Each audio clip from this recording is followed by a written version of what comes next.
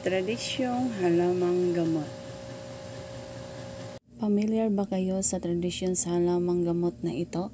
Ito ay tinatawag na Cleome viscosa spider flower at kilala rin natin sa tawag na silisilihan. Isa ito sa itinuturing na mahalagang halaman sa Ayurveda, ang pinaglagaan ng buong halaman.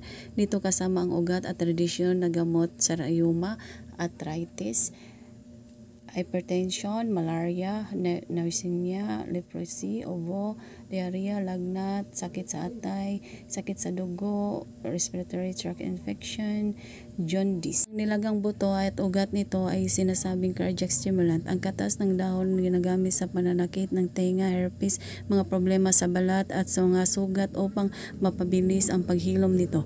Ang dahon naman nitong ibinababad sa mainit na tubig at mabuti sa digestion at binabawasan ang pamamaga sa katawan. Please follow, like, and share. Thank you.